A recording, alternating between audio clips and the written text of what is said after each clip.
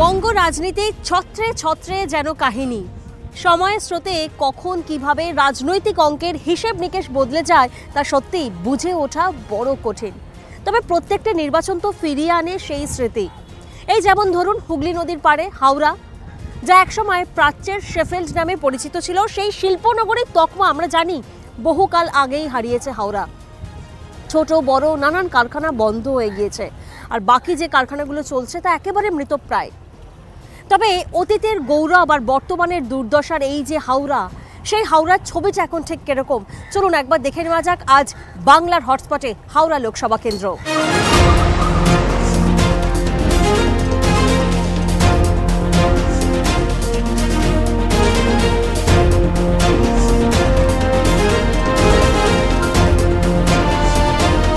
প্রাক্তন রেলমন্ত্রী মমতা বন্দ্যোপাধ্যায় তিনি চেয়েছিলেন যাতে এই যে বার্ন স্ট্যান্ডার্ড কারখানাকে ঘিরে যে ইতিহাস, যে ঐতিহ্য, তা যেন বন্ধ না হয়। তিনি প্রচেষ্টা করেছিলেন, কিন্তু 2018 সাল হঠাৎ করে নোটিশ, পুরোপুরি ঝাঁপ বন্ধ হয়ে যায় বার্ন স্ট্যান্ডার্ড এই কারখানা। তখন কাজ করছিলেন এখানে যে শ্রমিকরা, তারা তখন কি মনে করলেন, কিভাবে নিলেন? কারণ এত বছরের প্রাচীন একটি কোম্পানি, যে কোম্পানিকে ঘিরে এত শ্রমিক, শুধুমাত্র তো রাজ্যের নয় দেশের বিভিন্ন প্রান্ত থেকে শ্রমিকরা এখানে এসে কাজ করতেন।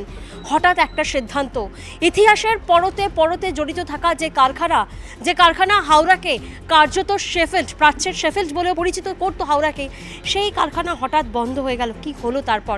তারা কেমন আছেন আমরা জানি না।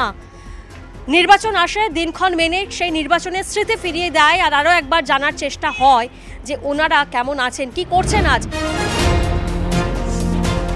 আমাদের এখানে অনেক শ্রমিকরা আর আমরা সিকিউরিটিরা অনেক লোক চাকরি করতাম। ম্যানেজমেন্ট যেই রকম ভাবলো সেই রকম লোককে পার্টস করে বসিয়ে দিল। তারপরে লাস্টে আমাদের সিকিউরিটিদেরকে বসালো, আমাদের 4 মাসে 6 মাসের মাইনাও দিল না। আমাদের খুবই অবস্থা খারাপ। রেলওয়াগানের ভারতবর্ষের সবচেয়ে বড় ইন্ডাস্ট্রি ছিল বার্ন স্ট্যান্ডার্ড কোম্পানি। আমরা এটাকে নিজের বাবা মার মতো মনে করতাম। এখনও দেখুন অনেক দিন আমরা চলে গেছি, এখনও দেখুন বার্ন স্ট্যান্ডার্ড একটা টুপি কিন্তু মাথার মধ্যে রয়েছে। আমরা এই জায়গাটাকে এত ভালোবাসি। আমরা লিখিয়েছি, আমাদের এমপিকে দিয়ে পার্লামেন্টে কোয়েশ্চেন করিয়েছি, কিন্তু এ তো নীরব। এ তো মানে নরেন্দ্র মোদী তো নীরব। আমি আর নীরব মোদীর সঙ্গে নামটা আনলাম না, নীরব।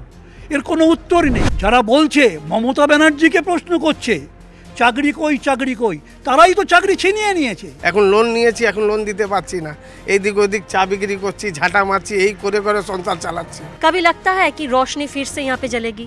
चेष्टा तो हो रहा है, अगर हो जाए तो अच्छा है। जो भूखा पेट है वो फिर से जग जाएगा। हम लोग ये रास्ते से निकलते हैं तो देखते हैं बार्न स्टैंडर्ड कंपनी, नाम तो पूछ दिया गया मैडम, लेकिन हम चाहते अभी भी आशा है कि हम लोग को कंपनी खुले, कि हम लोग का रोजगार चले। हम लोग एकदम मतलब बेरोजगार हो गए हैं, कुछ काम नहीं मिल रहा है, नौकरी नहीं मिल रहा हम लोग को। এখনো আমাদের ভরসা যতক্ষণ পর্যন্ত এই মেশিনগুলো ভেতরে আছে, আমরা আশার মধ্যে আছি হয়তো বার্ন স্ট্যান্ডার্ড খুলবে, হয়তো এই মানুষগুলো আবার চাকরি পাবে।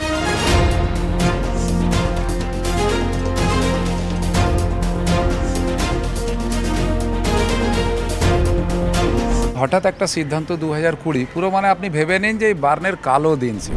এইখানে যে শ্রমিকরা কাজ করত, পরিশ্রম করে মাসে 15 থেকে 20 হাজার টাকা এরা এখানে আয় করত। অনেকেই ঘর লোনে নিয়েছে, অনেকেই অনেক কিছু নিয়েছে। এমনও পরিস্থিতি হয়েছে যে 2-3 জন তো সুসাইড করতে চলে গেছিলো, তাদের পরিবারকে বুঝিয়ে ফুজিয়ে ঠিকঠাক করা হলো। জানি না এই জাল্লাদ সরকার, মোদী সরকার যেটা জাল্লাদ সরকার, আমি পরিষ্কার বলি, এদের ঘুম ভাঙবে কি ভাঙবে না। এরা মমতা ব্যানার্জিকে যেভাবেই হোক নিচু দেখাবার জন্যে লোকের পেটের ভাত কেড়ে নেওয়ার চেষ্টা করছে।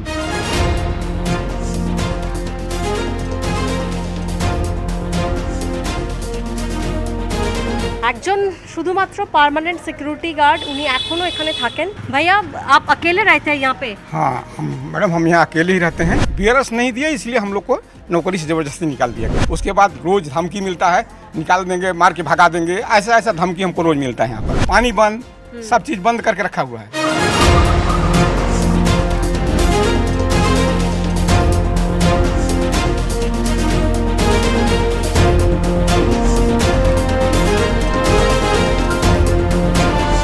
শিল্পনগরী হাওড়ার ছবি দেখাচ্ছি আপনাদেরকে। বার্ন স্ট্যান্ডার্ড বন্ধ, বার্ন স্ট্যান্ডার্ডের গেটের ছবি আপনাদের দেখালাম। আর এবার আমরা চলে এসেছি হাওড়া সদর থেকে একেবারে কিছুটা এগিয়ে দাসনগর। এখানে আরও একটি দেখছেন ভারত জুট মিল, যেটা অনেক পুরনো এক জুট মিল, প্রায় 70-80 বছরের পুরনো জুট মিল, এবং এখানেও কিন্তু ছবিটা কার্যত বেহাল। এখানের অবস্থা 76 মাসের প্রভিডেন্ট ফান্ড বোথ সাইড বাকি আছে। 2014 সাল থেকে অবসরপ্রাপ্ত শ্রমিকদের গ্র্যাচুইটি এখনো দেয়। এখন মালিক কে আছে তাই নিয়ে আমরা ধোঁয়াশায় আছি। কতজন এখানে এখন কর্মরত রয়েছেন? প্রায় 500 ওটা পার্মানেন্ট বলুন, ক্যাজুয়াল বলুন, আউটসাইডার বলুন, সবাইকে নিয়ে। এটা কোনো আশা আছে? কিছু আশা নেই এখানে, কিছু আশা নেই এখানে, কোনো আশাই নেই বলছেন? না এখানে কোনো আশা নেই, ভরসা নেই। কোনো পয়সা তো কেটে নিচ্ছে, পিএফ গ্র্যাজুয়েট কোনো কিছু একদম দেবার নাম নেই, সব রিটায়ার হয়ে যাচ্ছে, তাদেরও টাকা দিচ্ছে না। আপনাদের এই যে অসন্তোষ, সেটা কি ভোটে প্রভাব পড়বে? অবশ্যই পড়বে।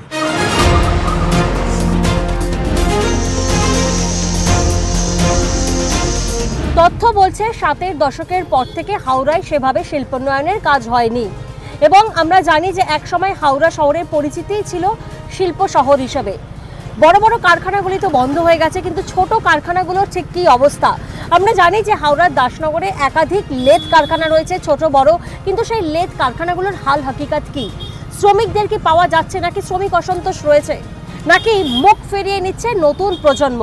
হাল হাকিকাত জানতে একবার চলুন ঢু মেরে আসি হাওড়ার দাসনগরের সেই লেদ কারখানাগুলোর ছবি দেখে আসি।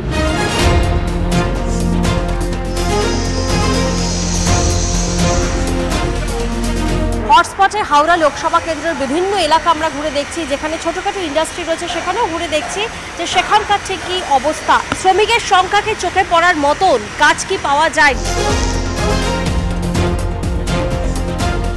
দাদা, এখানে কারখানা কিরকম চলছে? না, কারখানা চলছে না, বছর 3-4 হলো কারখানা চলছে না। অবস্থা খুবই খারাপ, কাজকর্ম নেই 1 নম্বর। 2 নম্বর হচ্ছে শ্রমিকও পাওয়া যাচ্ছে না ঠিক মতন ভাবে।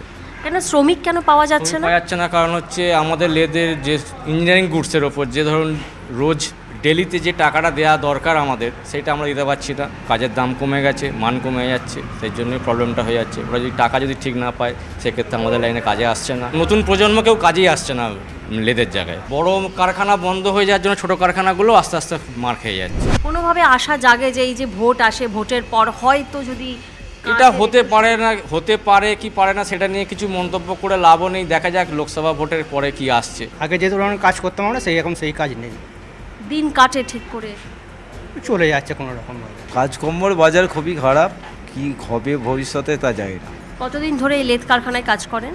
আমি প্রায় 20 বছর কাজ করছি। কোনোভাবে আশা জাগে মনে যে হয়তো দিন ঠিক হবে, হয়তো ভালো হবে? আশা বলতে সেটা তো আমরা বলতে পারবো না কি হবে না হবে। হ্যাঁ, যদি হয় ভালো, আর না হয় এইভাবেই কাটবে দিন, আর কি হবে।